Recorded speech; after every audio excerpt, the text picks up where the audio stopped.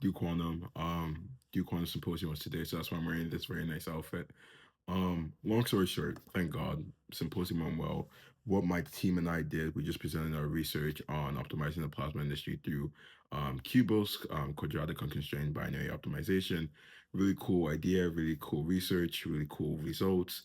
Um, and that was basically like the summation, or whatever the word is, like the end goal of what we've been doing for the past year with Duke Quantum. In saying that, though, I've asked myself this question of if I want to continue doing quantum research, and ultimately, I think after today, I've come to the decision that's like it's a no. I do think there's a lot of interesting stuff. There's a lot of promising stuff in quantum, but that doesn't necessarily mean I have to be participating as of this moment, right? It could be one of those things. Maybe in the future, if something is relevant or tangential to me, I could do something in the field. But then, as of this moment, the more I work with Star Labs, the more I do work in spatial intelligence. That seems to consume more of my interest, and just from what I've seen of the quantum industry right now, the quantum research landscape, that's not something where it's a it's an essential pickup. Like if you see quantum like going in a straight line or it's progressing a certain way, spatial intelligence is not necessarily on the road where it's heading, where it's like it's an inevitable collision. And I think as such, I don't want to really. It's not. I'm just not as interested as I was before. Because I think for quantum, when I first did this, I was asking myself, where would quantum be helpful to me? And I thought, okay, machine learning, maybe you could train models faster. And there was actually a presentation about that. Very, very cool, right? So it is a promising idea. Um, but I think I found my niche within AI. I guess like a very specific niche, and it's broad in itself, but it's still a niche regardless. And I think I just want to work on that with all my attention. And it's not like it's an easy thing where it's like, oh, it's only going to take up 2 hours. It's going to take a bunch of time. Like even this CVPR paper and other papers I want to work on are going to take up more time as I do more AI research or get a research role. Those I want to take up the bulk of my time so I can be building more stuff. Even the free time I have, I want to be working on stuff within that realm. There may be a situation where it's like, oh, I'm just doing all the same stuff, but I don't really mind because I think they're all diverse in their own way. Like there was the stuff I'm doing with Big Think AI. It's technically spatial intelligence.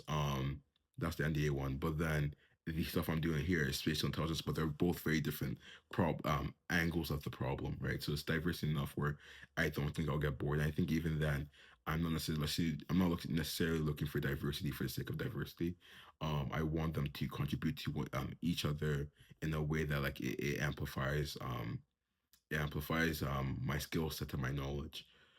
But no, I think it's sad. 'Cause I do like quantum. I think it was really cool because like it was one of the few things that I think I did that made me feel really smart. Like even though I didn't fully understand. I remember I was in the quantum boot camp over this winter break, and then like in each class I wouldn't necessarily understand everything. I'll have like a basic idea, but like bro, I'm writing like these complex equations and doing some cool stuff here and there. And I was learning a bunch of I was learning about a bunch of Nobel laureates as well. So that was really inspiring just to see the process of research. And even with Joint Quantum Institute, going to these seminars every Monday, that was something where I always envisioned my college experience looking like that. Like on a Monday morning, I kid you know, I probably wrote some of my applications for college.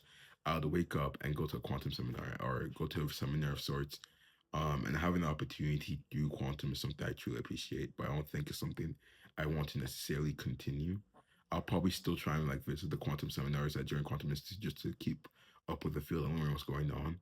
But I think now going to the next semester, my focus largely is going to be more so on my research with Star Labs, finding a research role, and then with Big Think AI, building this foundation and just expanding the organization. There's a lot of elements from Duke Quantum I want to bring into Big Think AI, and even from the Joint Quantum Institute to bring into the larger AI community at UMD. Because with UMD, we do have our AI talks, but there's nothing really as organized.